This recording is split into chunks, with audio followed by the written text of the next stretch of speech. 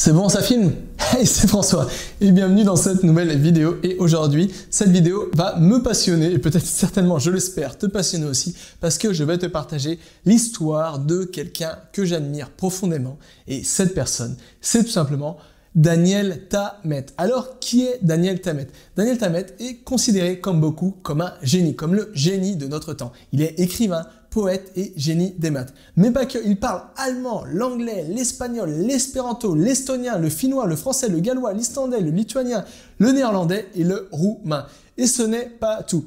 Il est aussi connu pour ses exploits intellectuels. Par exemple, le 14 mars 2004, il a récité de mémoire 22 514, les 22 514 premières décimales de pi en moins de 5 heures, 9 minutes et 24 secondes, établissant ainsi un nouveau record européen. Et c'est pas tout. Plus tard, il a relevé le défi lancé par une chaîne de télévision islandaise et il a relevé le défi apprendre l'islandais en 7 jours.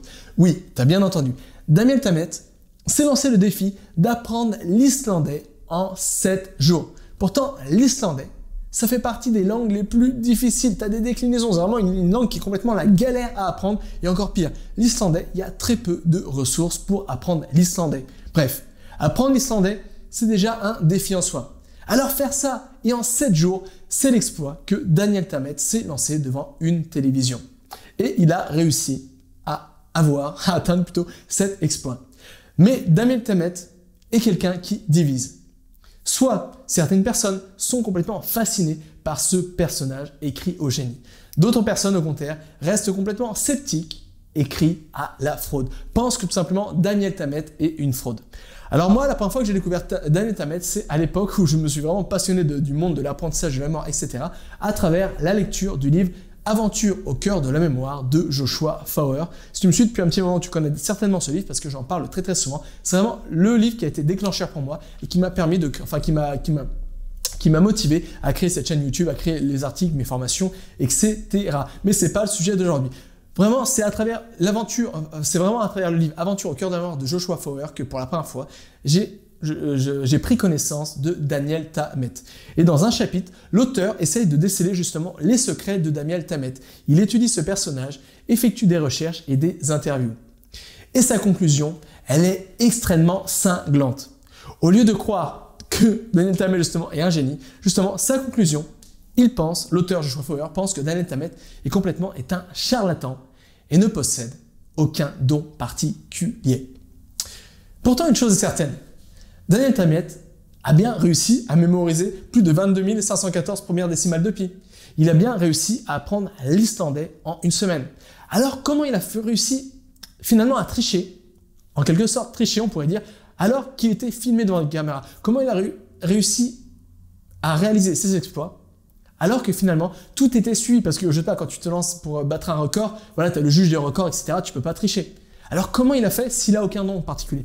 Comment il a fait s'il est charlatan? Non, il n'a pas truqué les résultats.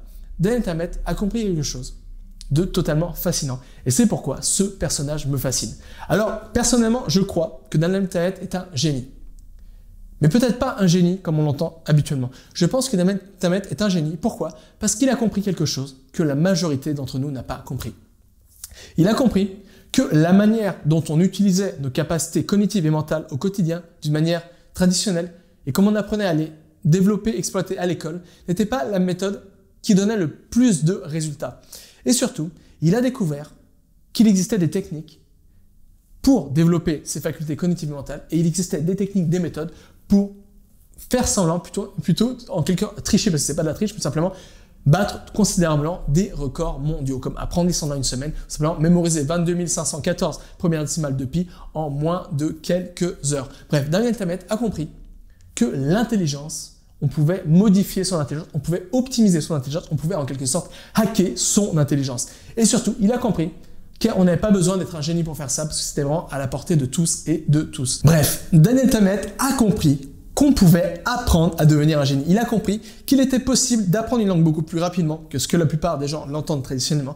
Et il a compris qu'il existe des techniques qui permettent de mémoriser rapidement, facilement et efficacement des informations. Alors, est-ce que c'est de la triche? On pourrait se poser la question. Est-ce que c'est de la triche d'utiliser des techniques de mémorisation? Est-ce que c'est de la triche d'utiliser des méthodes pour booster ses facultés cognitives et mentales? Est-ce que c'est de la triche, entre guillemets, d'optimiser son intelligence pour affûter et hacker son intelligence? Mais je vais te dire mon point de vue. Finalement, on s'en fiche pas mal. Parce que c'est pas ça qui est important. C'est pas important de voir si une technique de mémorisation c'est de la triche par rapport à une technique qui ne fonctionne pas. C'est pas ça qui est important. Ce qui est important, c'est ce que Daniel Tammet nous a légué. Ce qui est important, c'est qu'il nous a prouvé que finalement, on pouvait tous avoir les capacités finalement de réaliser des exploits intellectuels. Il nous a prouvé qu'il était possible de décupler nos facultés cognitives et mentales. Et il nous a prouvé qu'il était possible d'atteindre nos objectifs d'apprentissage beaucoup plus rapidement, beaucoup plus efficacement et beaucoup plus simplement qu'on l'entend traditionnellement. Mais surtout, il nous a prouvé que les seules limites qui existent réellement quand on parle du monde cognitif et mental, ce sont les limites qu'on s'impose soi-même. C'est vrai dans la vie de tous les jours, mais c'est aussi vrai dans l'apprentissage. Et c'est pourquoi ce personnage d'Daniel Tammet me fascine particulièrement, parce que finalement, trop de personnes autour de nous sont persuadées de ne pas être assez intelligents pour atteindre leurs objectifs. D'autres personnes pensent avoir une mauvaise mémoire et ne pas être capables d'acquérir de nouvelles connaissances. D'autres encore ne croient pas avoir le temps ou l'énergie suffisante pour apprendre de nouvelles choses. Alors pourtant, la vérité, elle est toute autre et différente. On peut tous apprendre à devenir intelligent, on peut tous apprendre à mémoriser facilement des informations et on peut apprendre à trouver le temps et l'énergie nécessaires d'apprendre. C'est pas ça la vraie difficulté. La vraie difficulté, c'est tout simplement de croire en ses capacités intellectuelle.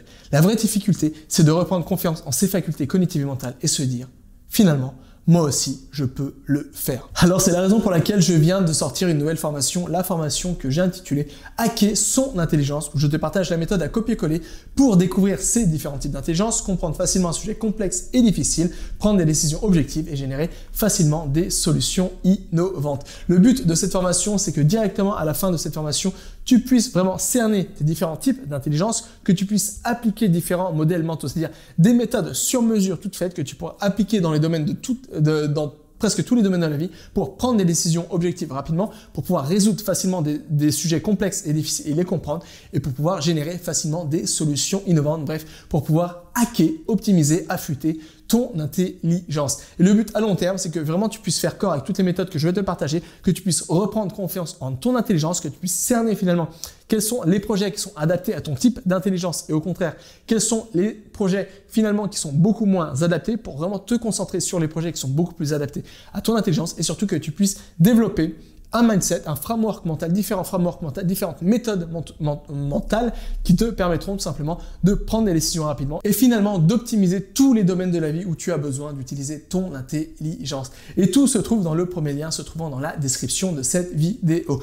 Donc voilà, je te laisse le temps de prendre connaissance de tout ça et jusqu'à là, n'oublie pas, tout est possible avec cet apprendre.